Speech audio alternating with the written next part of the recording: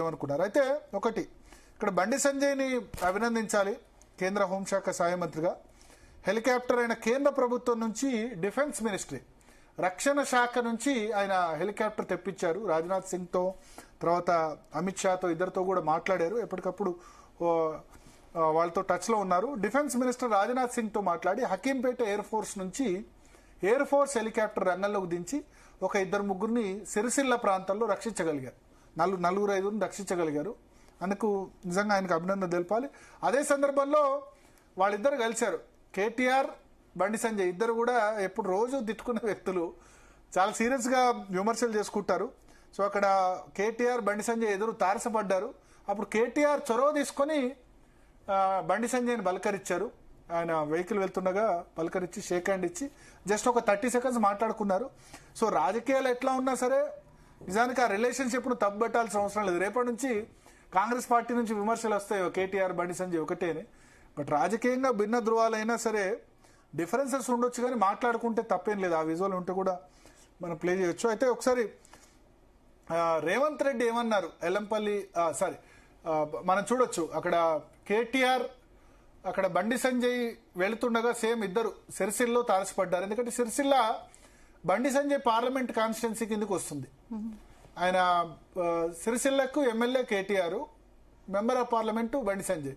So అక్కడ ఆయన కేటీఆర్ ఇవాళ ఉదయం నుంచి ఆయన టూర్ చేస్తున్నారు. కామారెడ్డి, సిరిసిల్ల ఆ ప్రాంతాల్లో టూర్ చేస్తుండగా ఇద్దరు ఒకరికొకరు తారసపడ్డారు. అది కేటీఆర్ చూశారు. చూసి ఆయన చొరవ తీసుకొని వెళ్ళి అక్కడ పలకరించి బండి సంజయ్ నమస్కారం చేస్తే ఆయన షేక్ హ్యాండ్ ఇచ్చారు. చెవిలో ఏదో బండి సంజయ్ ఏదో మాట్లాడారు. ఆ తర్వాత కేటీఆర్ కూడా ఏదో మాట్లాడారు.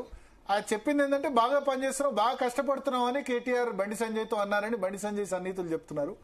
కానీ ఆల్రెడీ మళ్ళీ సోషల్ మీడియాలో ఒకరినొకరు ట్రోల్ చేసుకుంటున్నారు. బట్ ఏదేమైనా చొరవ తీసుకున్నందుకు కేటీఆర్ని అభినందించాలి. అటు బండి సంజయ్ కూడా కార్డియల్గా, ఎందుకంటే రాజకీయాల్లో ఇప్పుడు రాజకీయాలు చేసే సమయం కాదు. బురద సమయం తర్వాత 2-3 రోజుల తర్వాత రాజకీయాలు చేయొచ్చు. ఇప్పుడు ఫస్ట్ ఏంటంటే ప్రాణ నష్టం జరగకుండా చూడాలి. ప్రాణ నష్టం జరగకుండా ఫస్ట్ చూడాలి. రెండోది ఆస్తి నష్టం, క్రాప్ డ్యామేజ్ జరగకుండా చూడాలి.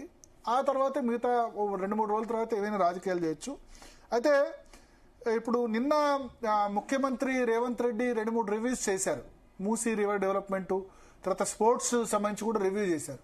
కానీ ప్రభుత్వం కూడా ఊహించలేదు కామారెడ్డిలో ఇంత క్లౌడ్ బర్స్ట్ అవుతుందని చెప్పి. నిజానికి వాతావరణ శాఖ ఫస్ట్ ఇచ్చిన జిల్లాలు వేరే ఉండే, బట్ నిన్న మధ్యాహ్నానికి మారిపోయింది. నిన్న ఉదయం మధ్యాహ్నానికి కామారెడ్డి జిల్లాలో తెలిసిపోయింది చాలా ఎక్కువ నష్టం కామారెడ్డి, ఉమ్మడి మెదక్ జిల్లాలో ఇట్లా జరుగుతుందని తెలిసిపోవడంతో సినారీ మారిపోయింది.